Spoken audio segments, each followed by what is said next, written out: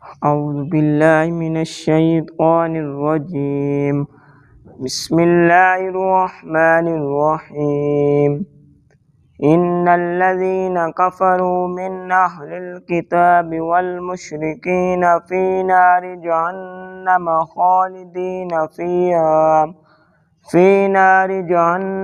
خالدين فيها أولئك هم شر البرية.